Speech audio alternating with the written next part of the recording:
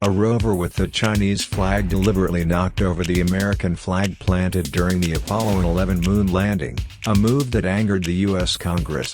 This plot is from the American comedy Space Force, broadcasted in 2020, which vividly reflects the anxiety of the United States about the China-U.S. space race.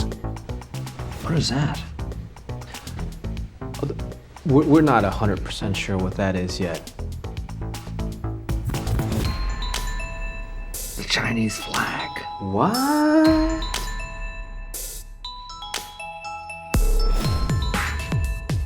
For many years, the United States has been labeling other countries as a space competitor and space threat.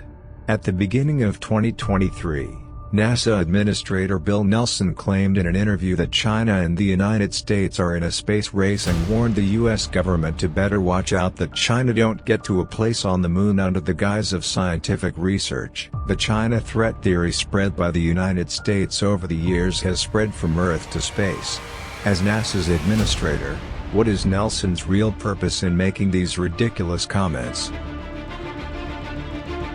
Not long ago, the U.S. Congress finalized its 2023 budget bill. The appropriation for NASA is $25.4 billion, which is not only nearly $600 million less than Biden's previously proposed budget, but also a mere 5.6% increase of the 2022 appropriation, which doesn't even match inflation in the U.S. In other words, NASA's funding this year has shrunk compared to last year. This hype from Nelson is just a way to attract the attention of U.S. politicians and receive increased funding. Why would NASA ask for money in this way? It all starts with the U.S. moon landing.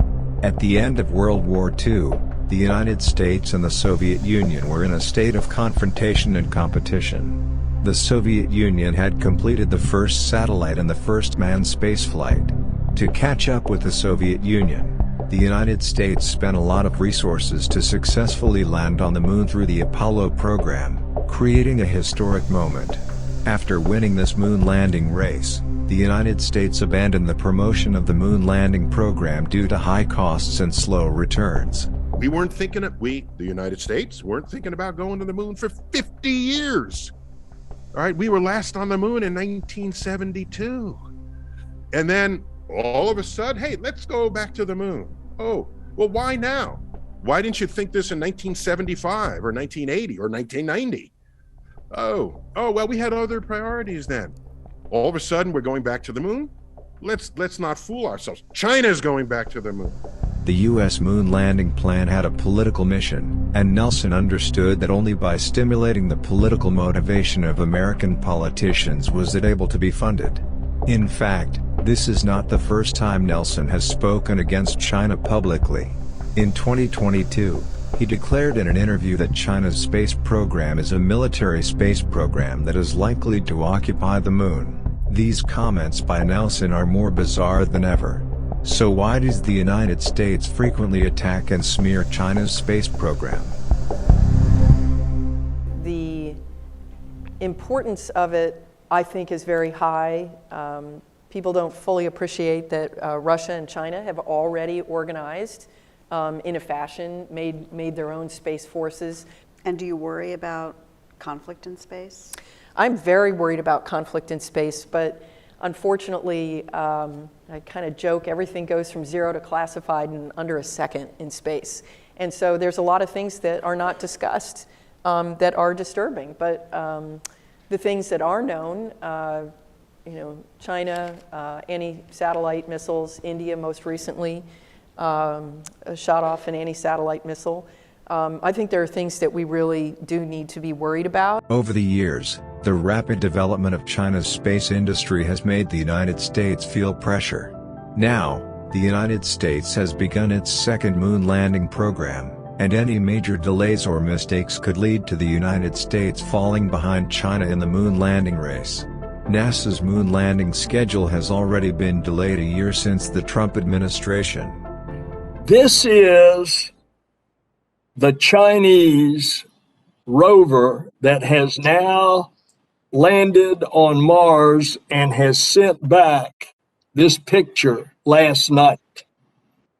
Now, they are only the Chinese Space Agency, the Chinese government is the only second nation to successfully land on Mars. They are getting ready and have already publicly announced that they want to send 3 big landers to the South Pole of the moon. And that's where the water is. And we are still a year or two away from a much smaller lander going there. To suppress China, the petty actions of the United States have been constant. In 2011, the U.S. Congress passed the Wolf Amendment, which restricts U.S.-China cooperation in the space sector. In 2021, the U.S. Starlink satellite had 2 close approaches to China's space station, and China's space station had to adopt emergency collision avoidance to ensure its own safety. On January 26 of this year, due to political manipulation, the European Space Agency announced that it no longer plans to send astronauts to China's Tiangong space station due to budgetary constraints, claiming it had no political intentions. 不是很关注美国那个对我们的态度，我们历来是坚持自我，然后我们的关键基础都是靠那个自主突破，我们的软件也都是自主可控，我们整个系统都是自主可控的，人力从自己自身做好。 Over the years, China has also proved it through action. In 2022, China Aerospace completed a total of 64 launch missions. All 6 missions of the space station construction phase were successfully completed, and the 3-step strategy of manned space projects was successfully concluded. Power Arrow was launched. Quafu explored the Sun, Geelong made its maiden flight, and the space home soared into the sky. China's exploration of the starry sky is always increasing.